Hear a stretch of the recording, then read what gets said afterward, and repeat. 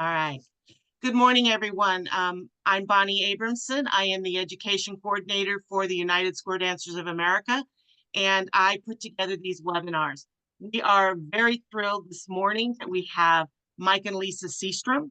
They're going to talk to us about new callers, cuers, and dance leaders, the care and nurturing from the club and association perspective. We know that callers and cuers get mentored by their respective disciplines, callers by callers, cuers by cuers. But how do we as dance leaders from the club and the association nurture those people and support them? And Mike and Lisa are going to give us some wonderful experience and background for that. Mike has been calling since he was a youngster. I've been lucky enough to know Mike since we were both in the high school, college ages when he first started calling. Lisa has joined him in recent years, and together they have become incredible ambassadors for square dancing in general and helping guide us. So Mike and Lisa, please take it away. All right. Thank you very much. Now, Bonnie, just for information, you're now seeing our screen, right? And we're sharing our screen. You can see that. Yes, we can see your presentation, and then we've got a little picture of you and Lisa on the side of it. All right. Okay. Hey, sounds good. That'll Sounds work. good. You know, when Oops, sorry about when that. I was asked about this presentation, the thing hit me that we not only have a recruitment and how can I say a issue with bringing new callers on, bringing cuers on, but also with dance leaders, even down in the club area where we have, we're looking for officers for clubs. So the care and nurturing of new callers, cuers also includes dance leaders. And I think that one of the things that we've had issues with in the past is very often we've had clubs that literally stop existing because they can't get anybody else to take the position of being a president or being a vice president or being a treasurer or whatever. And because of that, I wanted to include dance leaders in this because I think that's just the other important part that that shows our activity is run by not only callers and cuers, but by the dance leaders themselves. And so the going forward, there are some steps that we can take that will actually encourage new callers, new cuers, and new dance leaders from the club level to the association level and beyond into our national organizations if we can take proper steps in our care of them and nurturing them so that we can see our dance form continue to flourish. And if it is to flourish, and if we are to promote it and preserve it, we need to take some steps to do that. So You ready? I'm ready. Let's click it forward. Okay. So why are new callers and cuers and dance leaders so important? Let's just look at it. I mean, basically callers and cuers teach more dancers in more areas, and new club leaders or dance leaders help their clubs and associations thrive.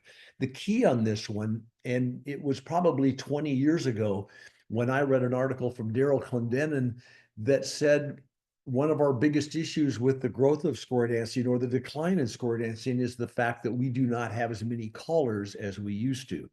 And when I first read this and then read his article, he went on to say, if you think about some of the areas, either around you in your local area or nationally, where there is no square dancing or there is no round dancing or clubs, it's because there are no callers, cuers, or dance leaders in that area to make things happen. Very often callers or cuers can come in from out of town and keep a club going. We've even got some clubs that actually are still using Zoom or Skype. They started with years ago because they had no callers or in their own area to be able to call a dance for their club. So when you stop and think about some of the areas that have existed that there is no dancing in those areas now. It's because there are no callers or cuers or dance leaders. And so I think that it wakes us up to the fact that if there are no callers, it's only going to be a short time when is not going to be square dancing in that particular area.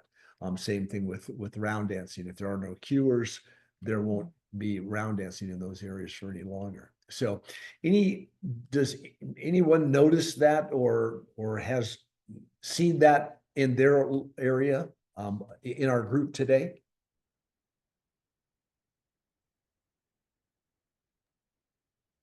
I know just from our end in Sacramento, just the fact that we've lost so many of our callers, we consequently lose many of our clubs because there aren't enough callers to go around to fill in the areas that we need to have covered. Yes, yes. And I think a lot of us can attest to that. There are less callers to teach classes.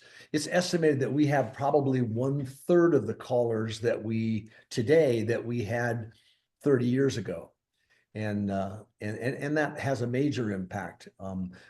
So we're seeing that happen in a lot of areas, but there are things going forward that we can do, and there are things that are being done right now to bring more callers in the activity, more cuers, and I think the same thing holds true for dance leaders. We want to encourage more and more of our dancers to step up and take leadership roles in their clubs and associations and beyond.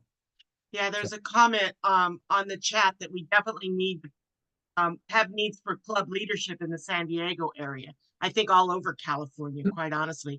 Our local association here in Sacramento has struggled for a year and a half to try to find someone to step up and be the president. And they finally found someone, but they were talking about shutting down the association and therefore our major event Harvest Hoedown because nobody wanted to step up to the plate.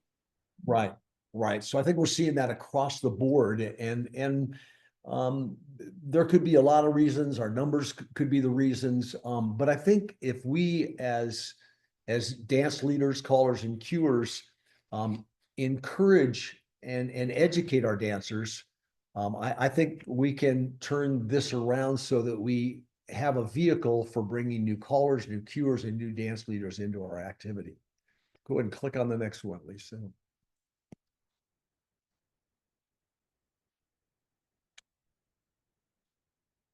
Whoa, All right. fancy. So, what are the keys to promoting and preserving the joys of our future dance generations? Go ahead, Lisa. Bring her forward here. First of all, we need new cuers, we need new callers, we need new dance leaders. And I think that process means that focusing on our social connections. In other words, as dance leaders, as callers and cuers, the best way to bring somebody into the fold is to communicate with them and establish social connections with them. We find that some of our brand new dancers are eagerly looking to maybe step up and help out a little bit.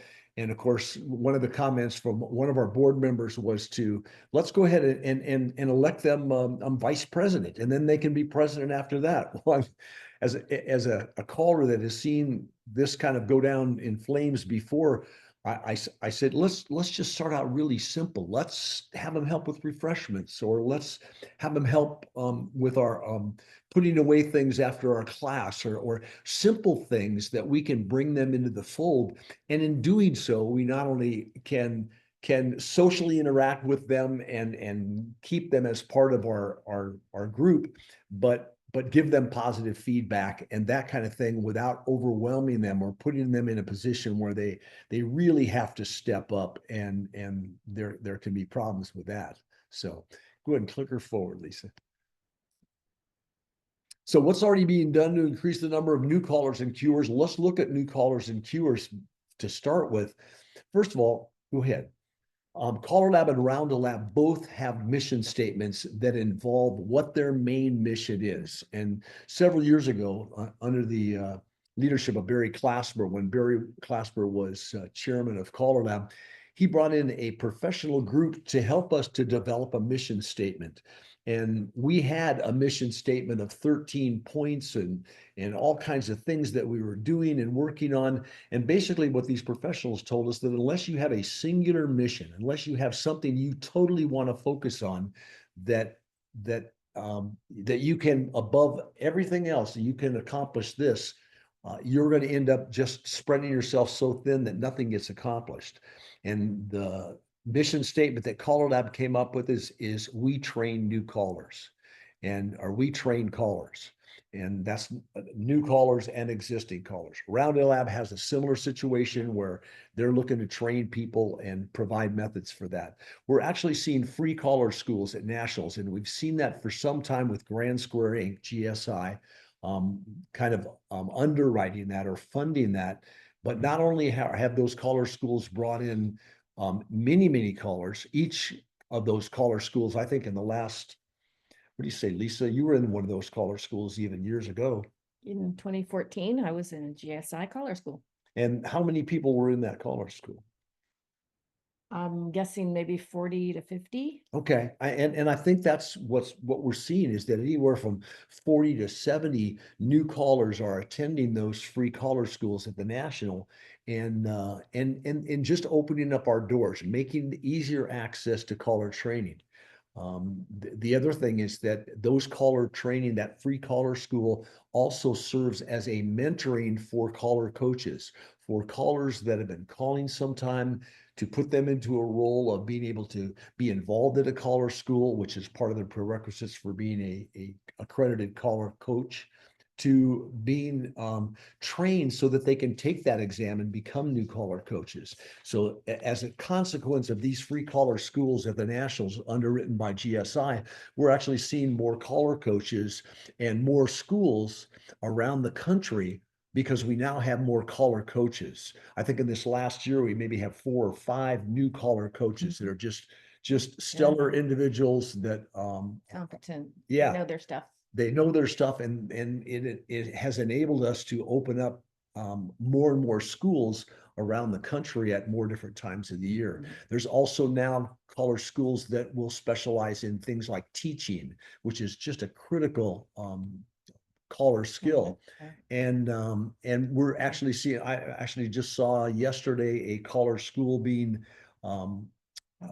advertised for caller coaches, for prospective caller coaches. Oh, So you want to nice. be a caller coach.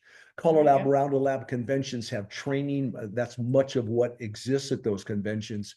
And so that helps not only our existing callers and cuers keep up with their continuing education and keep their skills progressing forward, but it also helps our newer callers. They also have caller schools for singing calls. Exactly. That's been really successful. Wade Driver put together that caller curriculum, and Tony Oxidine and Ted Lazat have used it in theirs. And you're right, because singing calls, particularly at our earlier programs, really are half of your dance. So we're also seeing more mentoring by existing callers and cuers. I know that CALLERLAB has a mentoring guidelines that is accessible online for free. And it enables us as callers to, if we are mentoring another caller, to step by step go through some of the things that they need to know. And so the mentoring process has become far more specific and more standardized, and I think more effective as a result of that. Our online information is flourishing. Bonnie, I know that USDA has an online platform, and there's a lot of information on USDA's website. CALLERLAB has a incredible website that has an awful lot of information. And now we have a knowledge base, which I'll give you a link to a little bit later. But the CALLERLAB knowledge base is something that has been built up over the last, say, 8 or 9 years. Barry Clasper, Dottie Welch, and Chris Jensen are 3 of the people that have really jumped on that. And so if you need an article as a club, say for a club newsletter, you can go on that knowledge base and find articles that you can put into your newsletter. There's just a ton of information on that, and we'll talk more about that later. Also, we're seeing local caller association mentoring that with these mentoring guidelines out. I know John down in San Diego, you guys have done a great deal of local callers or training of local callers through the association. And I think that's a fabulous program. Yeah, it's very warm to have a caller or even a dance leader gather some people at their home and maybe once a month invite people over. And if you have 8 people, you've got your square for practicing, and a 9th person gets to call, and then they rotate. I did this once and I really enjoyed it, and I think I benefited from it. Yeah, and we've seen that over the years. But I think there's ways to increase those number of events so that we encourage new callers and cuers, and also give them the ability to practice. So I think that's big. Yeah, practice is really big. And having dancers that are Right. willing to be the subjects of newer callers and cuers, I think is something that going forward is going to mean everything for the success of being able to bring new callers and cuers into the I activity. wonder if anybody has gathered a group before or been in a group like that before where you were able to practice calling. Maybe. Yeah, Good. Click up. Yep. Yep. Super. Cool. Very cool. All right. So what new ideas are being tried? So we were in conversation with a cure couple in the San Francisco Bay Area, Phil and Sue Harris.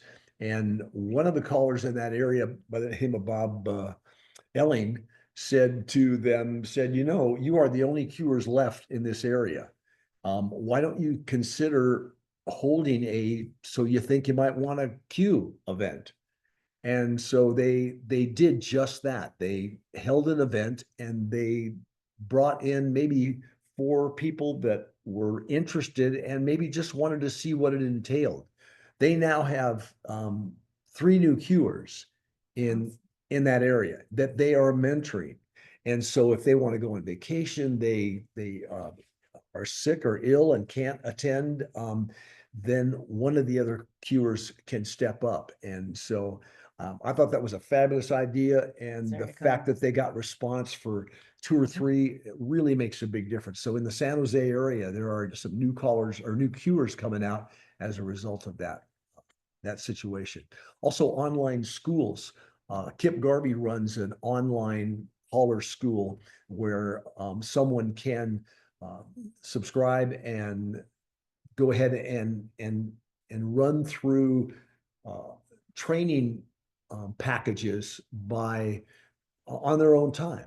And I think that makes a huge difference, gives us a brand new tool for being able to have new callers get their continuing education via at their own pace, which is really important. Yeah, I think that's major. Online and Zoom mentoring. During the pandemic, we saw Tom Miller, who's a CALLERLAB caller coach, do Zoom mentoring, and literally making appointments with people that wanted to be mentored by him. And he on one-on-one was able to, and I think he still does some of this, because it's the information is basically being passed around word of mouth from one caller to another, but it's another way of being able to train new callers. Yeah, it's a great opportunity. Yeah. Can still do it. Caller schools before a convention. This year, for the first time at the 50th National CALLERLAB Convention, we will have a caller school the weekend before that convention. The convention normally starts on Sunday, actually officially on Monday, but we start arriving on Sunday. There is a dance in the afternoon on Sunday where these new callers that were attending the caller school prior to the convention will be able to call that new dance. So we're looking forward to that. We've always had a caller training events before our CALLERLAB conventions, but for many, many years, it's been focused basically on doing one-time parties, one night stands as we kind of call them, but they're just teaching new people that have never danced before. That's a skill where a lot of callers thrive at that particular part of our calling activity. And it's so essential for bringing new people into the activity, and maybe for providing dance events where people who maybe don't have the time now to join square dancing, but may at a later time say, you know, let's attend a square dance class now. We've got the time. So those one night parties are Yeah. essential. Yeah, exposure. And again, we've been Need doing it. those for many, many years at CALLERLAB conventions prior to the convention. This year is where we're actually going to do a school. And we're looking, this is our 50th CALLERLAB convention coming up this year. I also said earlier that I would talk about the CALLERLAB knowledge base and give a link. And this is the link to the CALLERLAB knowledge base. You can go to callerlab.org and go to Drop down menu. go to it. Yeah, they've got drop down menus. And if you go to caller resources, you can just go down to where it says knowledge base and click on that. It'll take you right in there. But you can go directly into the knowledge base there. And there is a search bar in that first page where you can type out in a question. If a caller wants to know teaching scoot back, and he can type that in there, and it'll go through a whole series of ideas and information on how to teach the call scoot back. As I said earlier, if you do a newsletter for your club or association, and you want to publish or you want to look at what the resources are available to you about the events, you can take and type in new dancer promotional events. And anyway, the knowledge base will take you to all their resources in the specific subject that you're looking at. So I think it's a neat one. Has anyone on the call here on this Zoom meeting been into the knowledge base before? Cool. Good. I'm seeing a couple nods and a couple. I've been for a while. Okay. Great. It's just an excellent resource. And I think if you need to know anything or just curious about something, it's I think in the future it'll become the Google of our square dance activity. So I'm excited about the knowledge base, and I think it's built to quite a resource even now, but it'll continue as things are being added all the time. Mike, can I add one more idea to your list? Please. Yes. In August, Kip Garvey did one of these webinars for us. And the focus of that is you don't have to be a caller to teach an SSD class.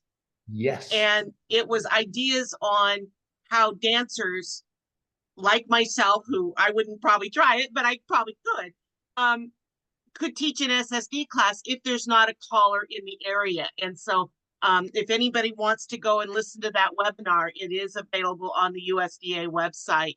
I believe it was in August that he did that.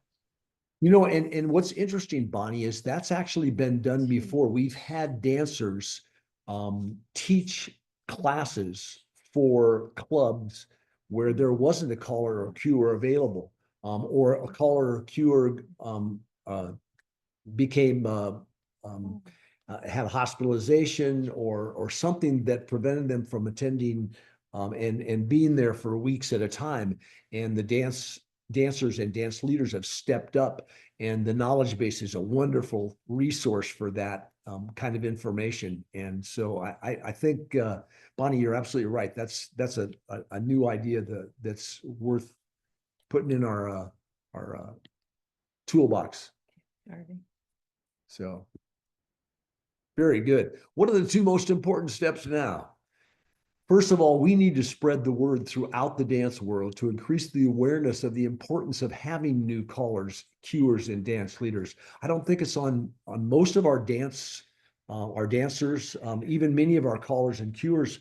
If there's enough in their particular area, it's not even on their radar that the bringing new callers, cuers, and dance leaders forward is even of importance. But I think we need to spread the word and educate everyone in our activity, including the dancers, that this is an important aspect of being able to, for us to increase the numbers in our activity, but also preserve this, the joy of our dance for future generations.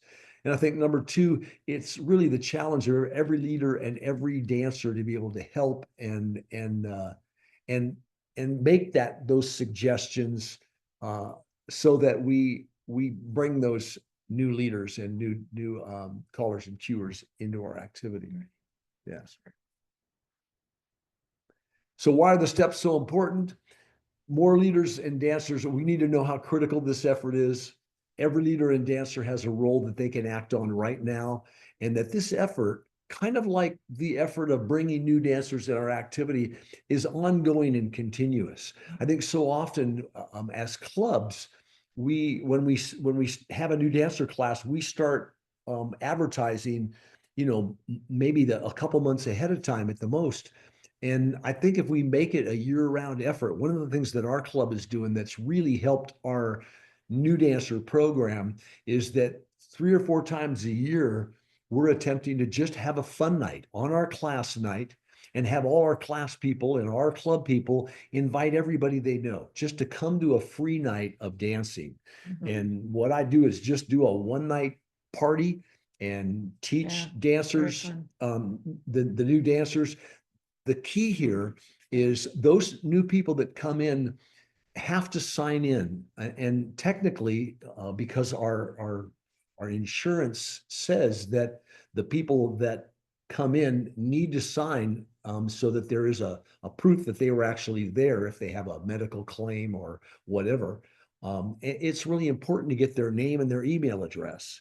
If you can get their name and email address, then you've got a list that can continue to grow throughout the year and throughout the years if you continue to do these events that give you a list of friends of your club. We have the friends of the Buckles and Bows. Every time we are having an event where we can actually actively invite people that is on this list, we invite them. We try to bring them into our club so that they get to know us socially, but more importantly, so that when we start a new dancer program, that we can send out our flyers and say, hey, join us this time. We'd love to see you.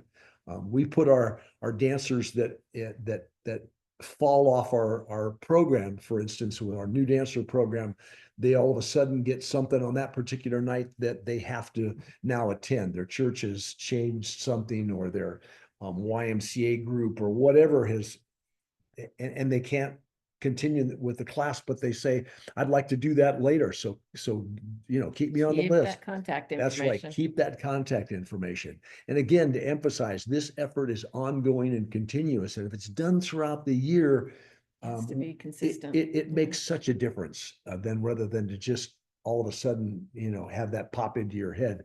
We are all our best ambassadors. And if we become ambassadors for our dance, we're going to continue to spread the joy of this dance. So anyway, why do we call it care and nurturing? It really is care and nurturing, encouraging and introducing the idea of calling and cueing or leading. It should be done tactfully. I mean, we don't have to say, hey, you should be a caller. Yeah. Have you ever thought about being a caller? Maybe it's pudding. Yeah. To do that. Yeah. Because you're right, Lisa. I think if you approach it in a different way, Like invite them to the gathering. So you think you might like to call. and many clubs have events where they invite various members of their club to call a singing call, or call something. And so they have a new caller event like that. But I think being tactful is big. The other thing is working at their own pace. I think that sometimes we can shove people into a caller school and it can be way overwhelming. And I've got a couple prospective new dancers that are singers. And one of them has sang off and on for different Beach Boy iterations over the years. The other one is an unbelievable Rod Stewart. He does tribute bands for Rod Stewart, phenomenal singer for Rod Stewart, and also the Rolling Stones. He does Mick Jagger things. And so here are guys that sing already, And I've basically, brought them up and done singing calls with them and encouraged them to just at a small, little baby steps, as I say, with many steps, to consider calling and giving people positive reinforcement and keeping it fun. I think that's the other thing. Same thing with dance leading. As we talked before, if we elect some new dancer to a major board position, I think we're just throwing them to the lions. But if we tactfully and slowly with mini steps move them into small roles. Hey, can you help with the decoration committee? Could you help with refreshments here? Those kind of things, and make it so that those encounters are social and fun. I mean, if all the refreshment people are hanging out in the kitchen and laughing and yucking and sampling the refreshments, they're having a good time. And it's a small step forward in club leadership without throwing them into some major board position. And I think giving people positive reinforcement is critical, and thanking them. I think one of the things that our president of our club does just in a great way is he's always thanking the people that and acknowledging Yeah, showing gratitude. So important. the people that do things. How about a nice hand for people that brought refreshments tonight? Or how about aren't our decorations awesome? And thanking the individual couples and giving them that positive reinforcement that they really deserve. And it's just taking that extra step. Yeah, being recognized is a really major component in our activity and everywhere. I think it's true. The other thing I think that this club president of ours does really well is once they assign something, they don't micromanage them. If somebody says, well, I've chosen the color yellow for decorations. I mean, if yellow's not his favorite color, he's not going to manage it. He's going to let them go with it and be supportive. And I think that makes a big difference. I've seen dancers in leadership positions actually just have their sails trimmed when they had this idea and it was shot down by somebody else, either saying we've never done it that way before, or the other one is that no, I think we ought to do it this way, and I think you take the wind out of the sails of people that are doing those kind of jobs. So, and most importantly, keep it fun. Keep it fun. Anybody else have any thing to share at this point in time, or any questions? I have a comment. One of the things, and when I first moved to Sacramento, people that were on the executive board found out I worked at county fairs, and they wanted help with getting square dancing set up at the state fair. And so when they tried to talk me into a position on, the directorship, they honed in on what I was doing. And so I think your comment about social connections, find out what someone's area of interest is or area of expertise and approach them on that level. Don't approach them on, well, come and be president. You've never been one before, but we want you to be president, where, hey, Bonnie, you organize events. Would you help us organize this dance? Or would you help us, about county fairs? Would you help us figure out how to dance at the county fair, kind of thing? So get to know your people and hone into what their area of interest is. The other thing, and I think you sort of touched on it, but especially when it comes to new callers, limit, as dance leaders or club members, limit your expectations. Not everybody is going to come out as a new caller singing as well as Mike Seastrom does or Jet Roberts.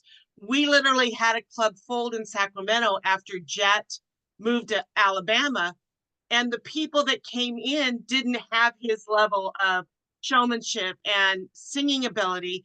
And so they finally folded the club because nobody met their expectations to be the next Jet Roberts. And so, that's really tough. Some people are just really excellent patter callers, but they don't really have a great singing voice. You learn to accept that. Somebody may have a great singing voice, but they don't excel at pattern. They can learn, but they're not coming out of the womb that way. So Yeah. we need to limit our expectations and encourage them in a positive way. Let them learn and grow. We had a caller that, we became his human checkers. He would work on choreography at home, and we knew going in that he was learning. And so we were his human checkers, and we worked with him on that because that was a way for him to put, what he's trying to learn into practical steps. But Ah, we knew that going in. you know Um, that that is such a critical part, is that tolerance of and that mentoring. Dancers can mentor a caller in those early stages, and even the feedback, constructive criticism. Some some of us realize that when it comes from a dancer is trying to say something that means something to them, and we can learn from it. mhm, And I think as you say, Bonnie, lowering the expectations and helping um, people in new callers, new cuers, new dance leaders, and supporting them makes a big difference. Lowering your, right. yeah, And like you say, the feedback. I've been dancing for over 60 years. Okay. yeah. There are still times when a caller puts something out that I just draw a blank on. And Uh-huh. so, it's like, I don't get it. And not being, you're not blaming them. It's just that it's not clicking with me. Can we go through it again? Yes. Mhm. And, we do that a lot with our club because it's that feedback, it's a different way of making the call, or it's a different something, or my brain is just not functioning that night. But, but it's never a blame game. It's like, hey, it's on me. I'm not getting it. Can you go through it again? Um, Yes. Yeah, just remember each person has their own learning style, and some mhm, learn, visually, some kinesthetically. I'm more kinesthetic, so I have to actually do it. And some people can watch a video and learn it. yeah, So it's different for people. And right. And communication two is comments on the chat. Square dancing is more than just the dancing. Social is a huge part of it. And I know you guys have been huge advocates of that. Oh, And that's the environment I grew up in. But yeah. also tolerance in the dance levels is key. New SSD dancers need time to grow and get their feet under them. They're not going to be expert dancers in the first few weeks. normally. Again, some people are going to learn quickly. Others are never going to get beyond mainstream because it's just not second nature to them, but they're still can be good dancers. We Yeah. have seen and heard so many dancers that have not made the transition from class to club, or have quit dancing entirely because someone said something to them like, Yeah. well, you really need to go back to class again, or you shouldn't be here, or that kind of comment will just take the wind out of people's sails. And I've seen more than a few times people just drop out because they've been treated um, Mhm, in a negative way. And maybe it was an offhanded comment by someone that maybe didn't mean it as it came out. But boy, I think being being considerate and being helpful is one of the things that dancers can do with each other, with their dance leaders. And I mean, this is a recreation and it's a fun sort of thing. I mean, if we don't take it so serious and keep it fun, that's the key. mhm. Well, and the assumption, I was youth director for many years, and people would make the assumption that the youth dancers were going to screw up the square, Yeah, or the new dancers are going to screw up the square. And more often than not, those youth dancers could outdance the Yeah. experienced older dancers, but they just took that attitude. Well, there's a kid in my square, they're going to screw it up. yeah. And, we've got to really squelch those kind of attitudes. If we're lucky enough to get youth dancing, we need to do everything we can to keep them, and any new dancers. But, I you think know, one of the unique parts of our activity, or one of the unique things about our activity, is we have a dance that you have to socially interact with the other dancers to make it work. And it's a cooperative dance because we have to cooperate with each other, help each other in little spots here and there to get Mhm. through some of the choreography, and also make it fun, and keeping a light uh, perspective on it, and also being kind.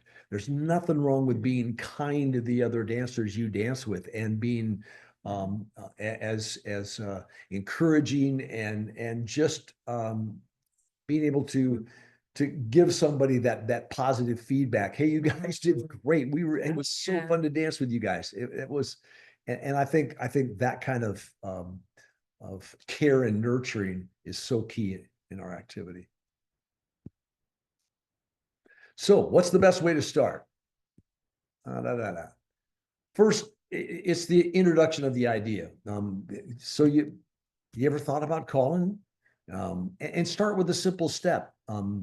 If it's a dance leader, have you ever thought about helping us out with this, with bringing the refreshments, or with working in the kitchen, as assignments change with dance leader jobs and tasks, and then helping to mentor them, being at their side to be able to help them in their next step. And I think that's as callers, when we mentor somebody else, if we're working with somebody one-on-one, being with them, and keep that support going at the same time, knowing that there's a limit. There's only so much time people have to learn the craft of calling, and balancing that with their job and their family and other things that we don't want to be overwhelming or push too hard so that you actually just overwhelm them and drive them away. And I think the same thing is with dance leaders. We can expect too much or put too much on them or push too hard, and it actually gives them a negative experience rather than a positive experience. Stay positive. Yeah, I think that's it. And again, keep it fun. That's the best ways to start on there. Mike, I had missed a hand up.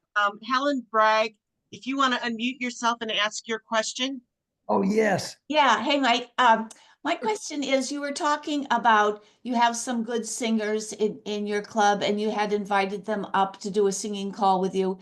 Well, that kind of made me wonder, what about if a club wanted to have like an amateur caller night? Is there a resource by which something is printed out? So like someone like me who I know nothing about calling, I could maybe look at the screen or look at a piece of paper and maybe do a singing call of a very simple song or whatever. And I wouldn't necessarily have to know much about anything, but it would already be something that's canned that I could look at in advance and maybe get up with the caller and either do it myself or do it with the caller. Is there something available, a resource like that? You Something know, like a karaoke. well, you know what's interesting is that we That would be used to good. have 45 RPM records. And if I wanted somebody to practice, or we were having a amateur callers night, I would pass out records to people as say, I particularly like that song, or I like this song. And I would just pass out some of my records to them, and they would take that home and learn those records.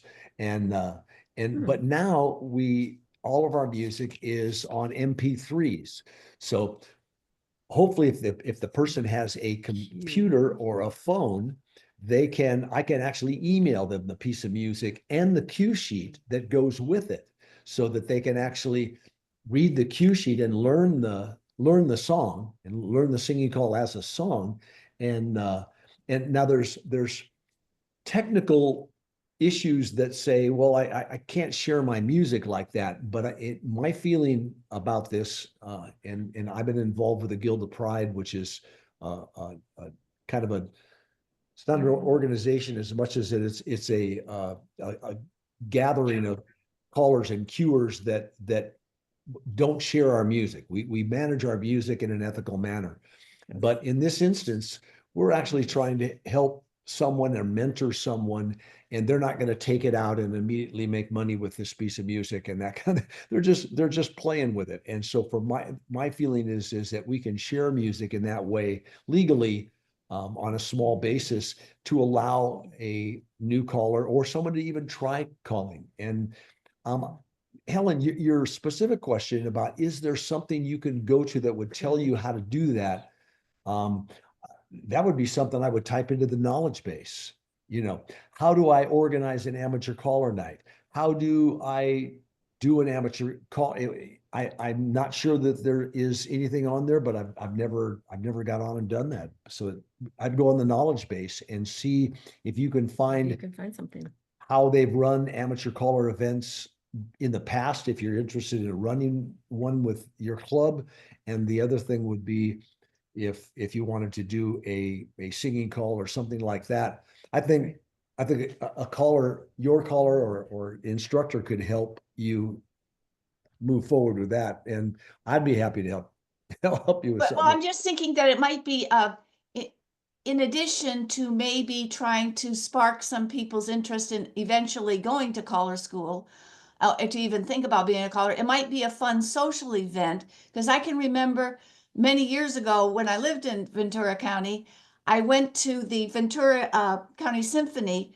They had a concert in the park in Ojai, and you bought a raffle ticket. And if you won the raffle, you would be the conductor of the symphony for this one particular piece of music. Or And so whoever what, but of course that was much easier. You know, you didn't really have to know what to do. You could just kind of go like this and make the orchestra go fast or slow or whatever.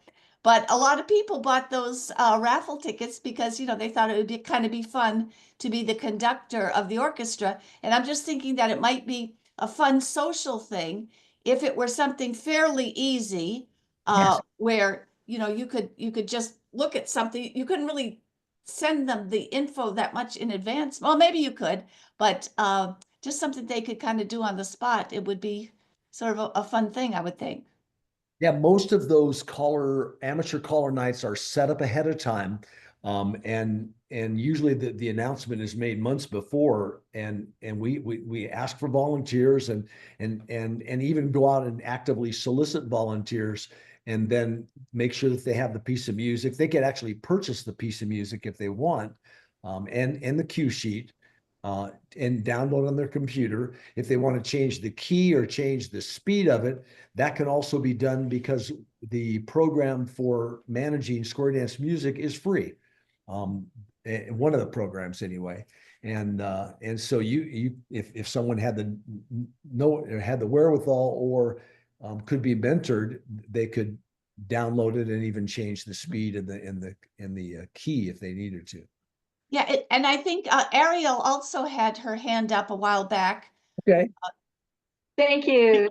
Before you go, Okay. Helen, John Maris from Backcountry has offered to help you out if you want to reach out to him in setting up a caller night. Okay, great. Thank you, John. Yes, that'd be fantastic. Yay. Thank you, Helen. So we had a new caller dance, and there were 3 new callers. 2 were, I think it was their first time maybe, or pretty new. And it was so much fun. We had a great turnout. So many people showed up, dancers, callers, everybody came, cuers, and it was really successful. And there were a few times where, you know, the new callers called something that wait, you can't do that call after that call, you know, and everybody would just laugh, and we'd all just, you know, go home and start over, and it was no problem. It was just so much fun. It was great.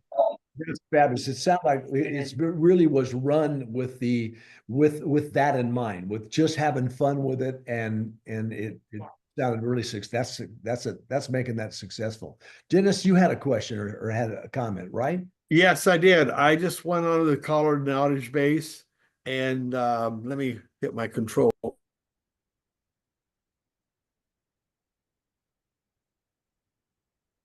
Most of you know Dennis is a longtime caller from the Arizona area. Dennis and I go back a long, long way.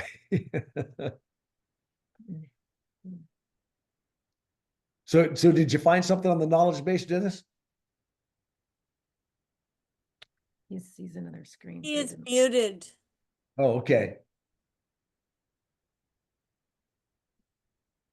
Dennis, go ahead and unmute yourself. Yeah, but I was on the CALLERLAB knowledge base. I just typed in amateur nights, amateur calling nights, and this is what I pulled up on the CALLERLAB thing. Like Mike said, just type in the search, and you'll get all kinds of stuff, how to do SSD dances and all that stuff. Nice. Very cool. Something else that we did, our association holds a fifth Saturday dance that's sponsored by the association. And I know a few years ago, we would take one of those dances a year, and it would be instead of us hiring somebody who was already a full-time, or not a full-time, but a caller, we opened it up and had it be new callers. And everybody coming in knew that these were green collars and that's what we were going to do. And I think one of the best comments I had was there were some newer dancers who we kept the level lower.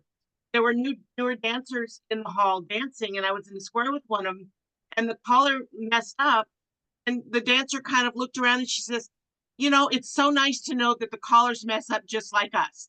And she just started laughing and was having the best time. And it just really broke that ice of, you know, we all make mistakes, and it doesn't matter how long you've been dancing, but as long as you can laugh about them and have a good time, that keeps that fun in it. Yes, yes. I make that comment a lot with my new dancers that I said, you guys are going to make mistakes. I said, even the angels make mistakes, and I make mistakes. So, and we just laugh about it. It's human nature, and you got to have fun with that kind of thing. And it sounds like that amateur caller event that laughing about not being able to do a movement from a particular place is great. That's just Yeah, it's inspiring, and keep it going. yeah. So Mike, sometimes I do that intentionally just to let the dancers know, hey, I make mistakes too. So it's my bye. I've done that. I just do it. And I say, well, hey, it's by me. Yep. That's great. that's mine. I own that one, you know, and you laugh about it and they laugh about it. And yeah. Oh yeah. I hear about it all night. Next week they forgot about it. It's all good. It's all good. So the action steps that we can take now, sponsor an event with your club or your local association. Sponsor an event like an amateur callers night, or sponsor an event where one of the interesting events that Lisa and I just did was we were down in the quite a bit south of us calling, and I had to be down there the next night. So we stayed overnight in a hotel. I got a call in the morning that a caller that was supposed to do this event, his wife had fallen and broken her wrist. And so he was in the emergency hospital and couldn't do this event. Well, it was an afternoon event, 12 to 3 or something like that. Mm-hmm. Anyway, we were close. So we went down and did this event. And what it was a luncheon put on by the new dancers of this club. And it was to thank the angels for their participation. And they had raised money during the class with, I think they started out having a sheriff that would find people, but then they ended up having different members of their new class write a poem. And they wrote a poem, and if you like the poem, you put $1 in the kitty. Anyway, with this money that they raised, they had this lunch that was put on by only the new dancers, and the club people just attended as guests. And it was phenomenal. They had a photograph, what was that? What do you call that? Nook? It's a photograph nook Background that they were taking pictures. Yeah, they themed it. It was a Western theme, and people wore boots and Yeah, and but it was Western entirely wear. put on by the new Cute. dancers.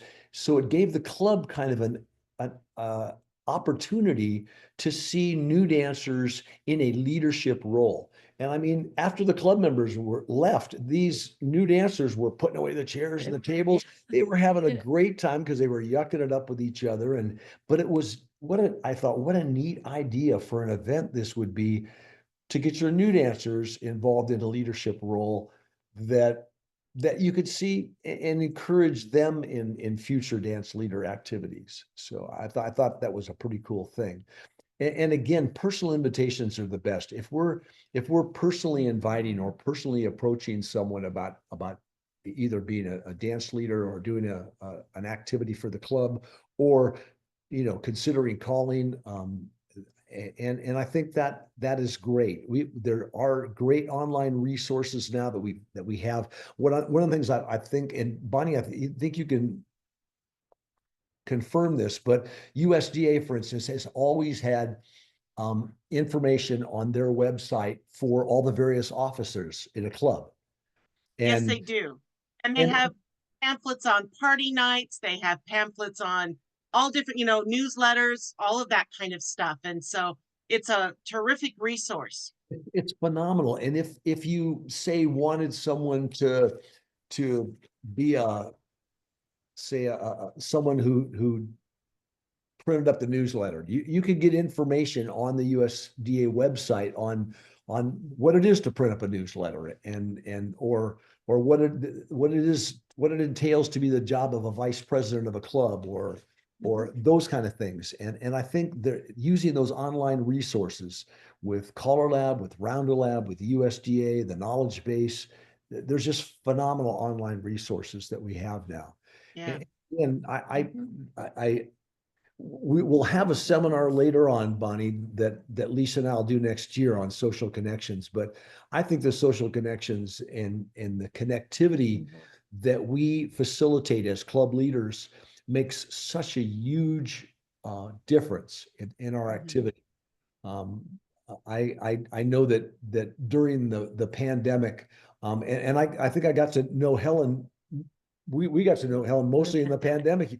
You came in on our Zoom meetings and Hey, Helen. and we had so much fun talking about. Everybody brought a refrigerator magnet, to a session, one of the sessions, and we danced a little bit, and then we talked about our refrigerator magnets with our stories about the refrigerator magnets. There's her magnet. Right, there you go. There you go. It's the Toys for Tots. Toys for Tots. We're having a benefit dance tonight for Toys for Tots. Fantastic. I'm in my kitchen now, and I'm right next to my refrigerator, so I could just reach.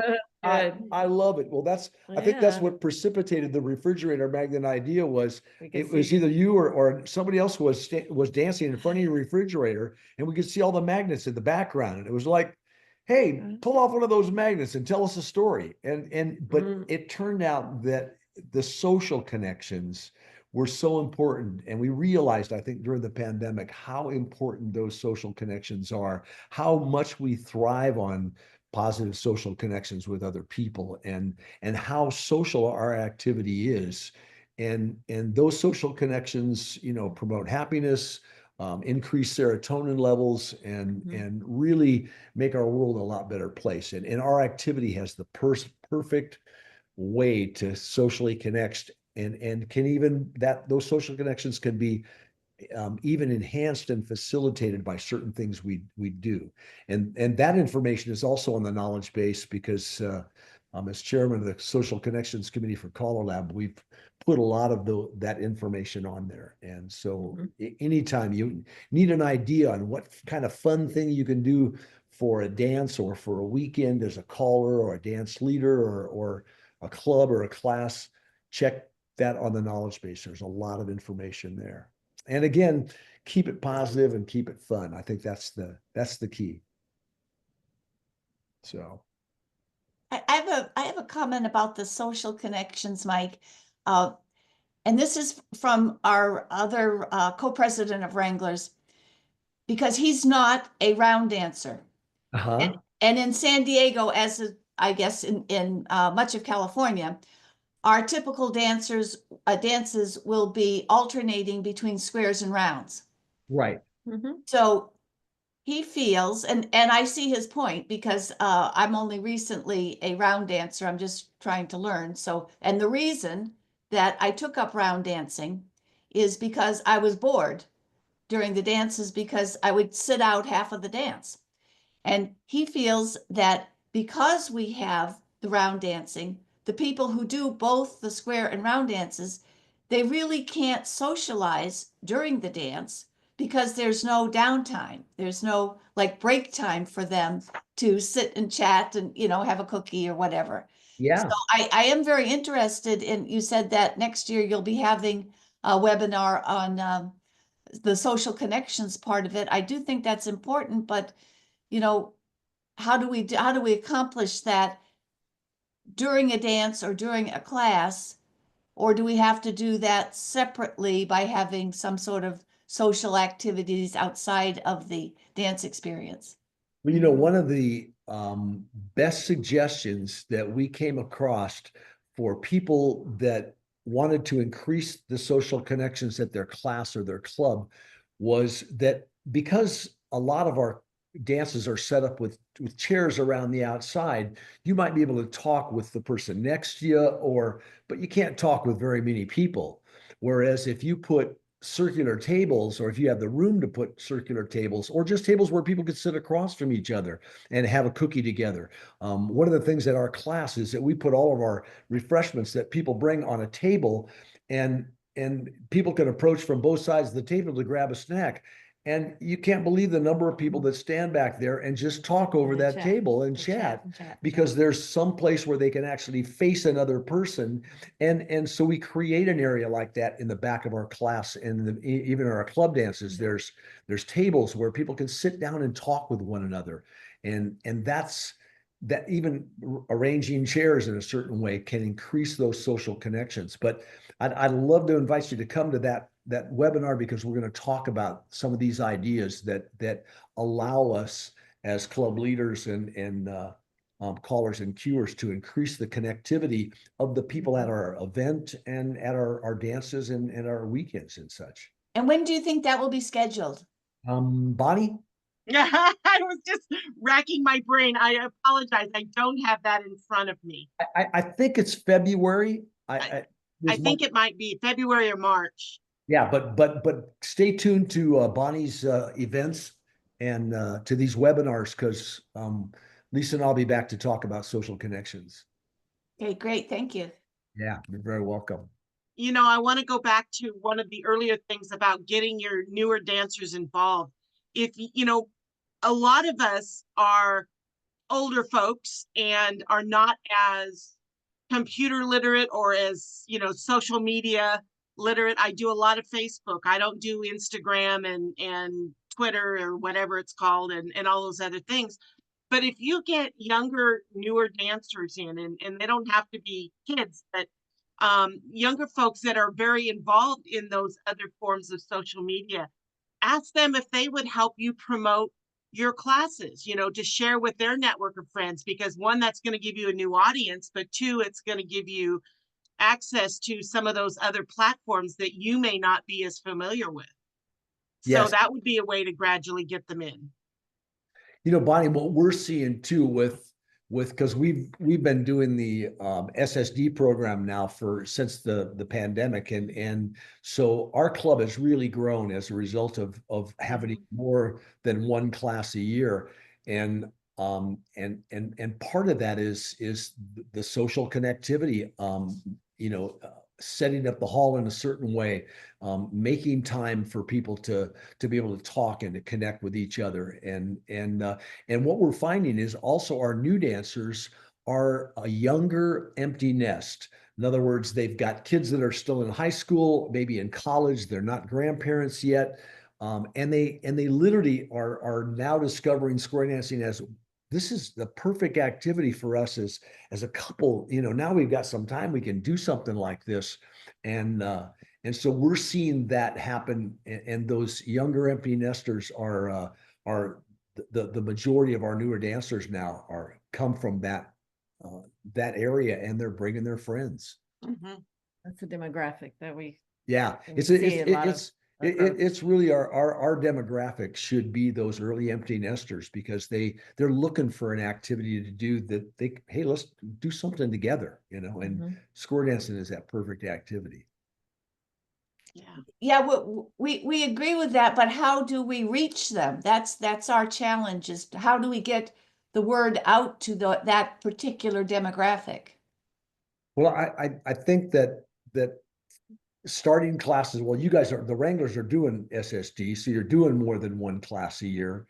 And so the more of those dancers that come into your club, being able to socially connect again with those younger dancers, find out things about them, you know, and because I think that's the other thing that's really handy with our class. We'll often have a couple or feature a couple or feature a new dancer, and we'll have their picture and we'll write a little thing about them and we interview them. We'll interview them for our newsletter, and we'll just post it on the stage. And I'll make a point of it, you know, in saying, you know, recognizing somebody and oh, did you know so and so coached soccer for, you know, 5 years, and somebody else says, God, I coach soccer, and then they start talking with them, and so as dance leaders, we can be not only social facilitators, but tie these people into our group, and that's what makes them want to come back week after week. Is there's a connection there that we make with people, and it's important. Callers can do that, and dance leaders can facilitate those connections that keep those people coming back, instead of saying, well, these are a lot older people. Maybe I'll take this up when I'm a lot older or something, you know, rather than to say that, they say, I like these guys. They recognize me, and we have fun here. And so I think that's the other way that we keep them coming back. Does anybody else have any questions or comments for Mike or Lisa?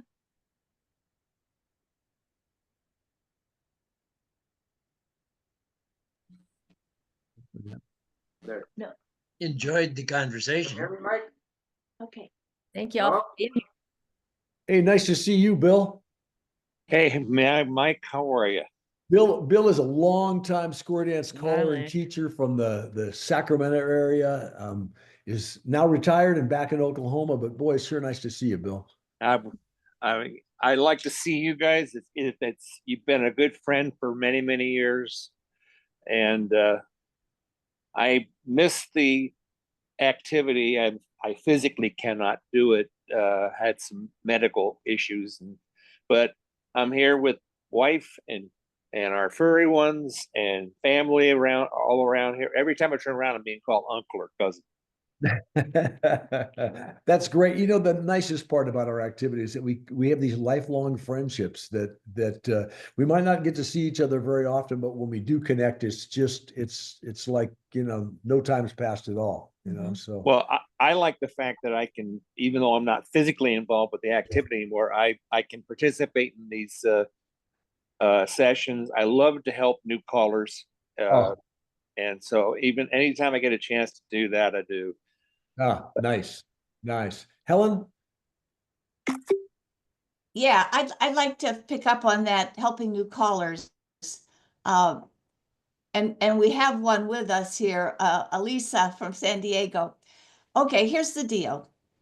We have a couple of new callers here in San Diego, but so my question kind of involves how we can get the new callers practicing and having experience as actual callers once they've completed their training. Wranglers had a dance last night where we had a highly experienced caller, Buddy Weaver. I mean, that's, you know, we had very highly respected, wonderful caller. And we ended up losing $145 on the dance. This is not unusual.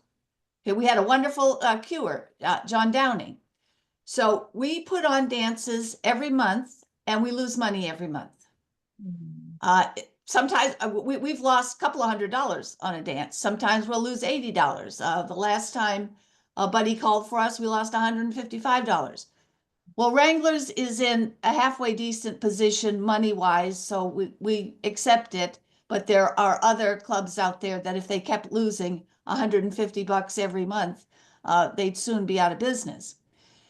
And it's very demoralizing for the club leadership to have all that effort go into a dance and end up with not enough people to even remotely cover the expenses. So that's why we are hesitant to enter into a contract with one of these new callers, because with a very experienced caller with a great reputation like Buddy Weaver, who's been calling for 40-something years, even under those circumstances, we end up losing money and a lower turnout than what we would like. So my question is kind of, or a suggestion or something is, if we could maybe have a system where the caller, whatever caller we contract with that's very experienced, if maybe they could invite, with the club's approval, of course, invite one of the new callers to come up and maybe do a singing call with them or help them with one tip or whatever. The club could not pay the new caller because we're already losing money between the facility, the caller, the cure, etc. But it would give them a little bit of experience. I know John Maris does this when he calls down in Balboa Park. Quite often, one of the new callers will come up and call with him. He gives them an opportunity. But I don't see the other callers in our area that much doing that. So I'm just wondering, is that something that CALLERLAB could kind of suggest to these experienced callers that have contracts with the local clubs for their dances, that maybe they would reach out to the new callers and say, hey, if you want to join us, you can get into the dance for free. I can't pay you anything, but you want to do a tip with me, that would be great. That's just my suggestion. You know, Helen, it was so common years and years ago for any time there was a caller at your dance to be able to bring them up and have them call a tip. If there's more than two or three, it makes it a little bit difficult to do that. But certainly one or two, it's possible. For many years, we actually had clauses in our contracts put in there that a caller will only call with the approval of the club, and the club would not approve. Say no, we don't get to dance with you very often. We don't want, and we see you so and so all the time, and so it was the clubs that actually put the brakes on that that just general mode of operation for years and years. And you're right. I think that CALLERLAB could bring that up with callers, and also clubs could be more tolerant and allow new callers to come in and call their dances. Right. The other things that can happen too is that the new callers can couple up with a club and maybe run an SSD dance, or do something where you have a practice session or something like that, and they can get more mic time under those circumstances. Lisa, you had an incident that was happening down in Orange County, where the local callers association down there was actually holding practice sessions once a month. So on a Saturday. And it was a festive thing. People brought snacks, and and there was competition for that. And these are all aspiring callers and their spouses or a friend that would fill in the practice square. And we would take turns getting up on the mic and doing our tip. And so at even a local caller association meeting, they can have time where dancers are invited in, and the newer callers get a chance to call and get the help of more experienced callers. It could happen at that level too. Dennis. A couple of comments on the chat. One of them was, couldn't the club arrange that with the contracted caller and the new caller? So, you encourage it up front. And another thought is, maybe not at your special dances, but if on your weekly workshops, if that new caller is part of your club, then maybe one tip a night, they could come and take the stage. That gives them exposure. They've got your regular club caller there to help mentor them. Just don't encourage everybody to take their snack break right at the time when the new caller is out there. Encourage them to stay and dance to them. And then another comment is, it appears to me that dancers expect certain calling expertise, not a thing that callers should always do in that case. But like Mike, I've seen you many times take a new, even somebody who's a more experienced newer caller, but just doesn't have the outer exposure, and you invite them to do a dance with you, even if it's a dance you're sponsoring, and you share the stage with them. So people are going to come to hear Mike Seastrom, and they're going to get the pleasure of hearing the Lawrence Johnstone or the other, caller that you brought in to share the stage with. And I think that's something, from the perspective of the caller with your reputation and your if you're helping these people out, hopefully that encourages other callers to do the same thing. Yeah. But I do get that, people, they don't want to give the new people a chance, and we just kind of need to change that mentality and Yeah. make it a good thing. And I remember when I was growing up, our club caller, it's like when he had people in the club that were interested, they got to call one tip during the night during workshop so that they got that exposure. Yes. And ultimately when he left the area, one of those practicing callers took over the club. So Yep. Right, Dennis? Yeah, and I think this was before Lisa. I'm not sure because it's been a long time ago, but I've always remembered this. We were calling the Tucson Festival and we had the mainstream hall. And I remember I said, I'll let you do the first tip out, we'll rotate or whatever. And you said, Dennis, we're gonna do the whole half hour together. I can call with myself anytime I want. So we did the whole festival mainstream for 30 minutes together, and I actually had a blast. Oh, it was fun. Oh, it was fun. Yeah. That Oh, one by we the way, went have you been to in a Fool's little Hollow boat. Lake lately? What's that? You've been to Fool's Hollow Lake lately? No, I haven't. That was me on the lake. Yeah, that was us. Hey, well, I want to thank everybody for coming out and for having the interest in this topic, because it's an important one. And I think, as Bonnie just said, if we change the mentality of how we look at newer callers and cuers and how we can help them, we're gonna make the activity a whole lot better. And I one of the things that I love right now is that probably more than 50% of our brand new callers are women. And we now have the ability to take our music and put it in the keys for women's voices. And at the same time, there is now music that's being produced with songs that are very much a woman's song. A guy singing it doesn't sound all that good. And there's music being put out there. And so we're seeing more of our caller opportunities open up to female callers, and I'm excited about that too, because that's more than half of our population. So it Thanks, just John. opens up that ability. yeah. And you talked earlier about having the caller clinics, training sessions before conventions. And I know we've already made this California State Convention that will happen in 2026. We've already got one of the CALLERLAB accredited caller coaches who's going to come in and do a caller clinic for us. And it happens to be Vernon Jones. And Vernon has never Wow. really been out on the West Coast much at all. So not only are callers going to get a chance to hear someone new, but get his different level of that caller coach mentality. And I do know for a fact that CALLERLAB offers a lot of opportunities. One, we're going to apply for a grant by having a certified CALLERLAB caller coach do this program.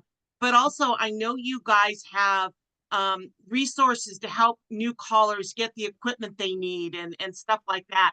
And again, all of that information is available on the caller website or the CALLERLAB website.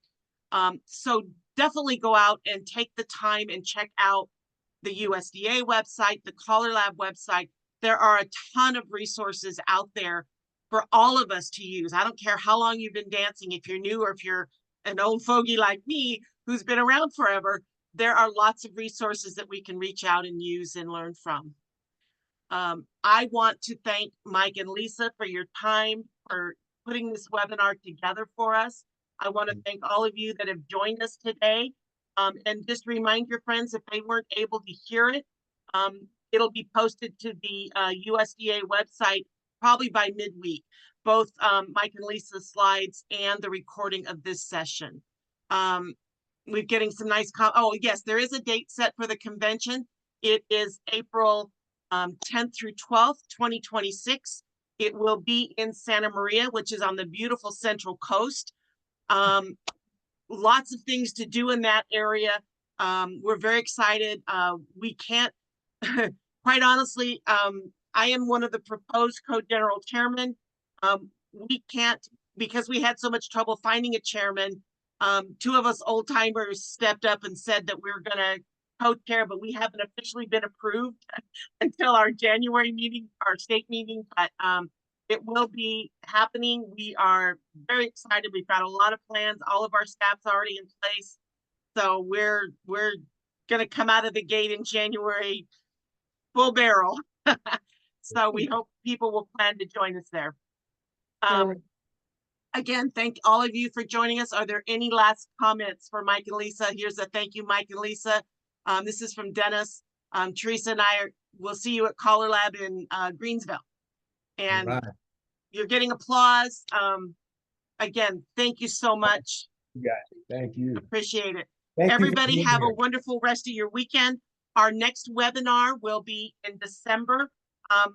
And it is going to be on youth scholarship programs and youth programs.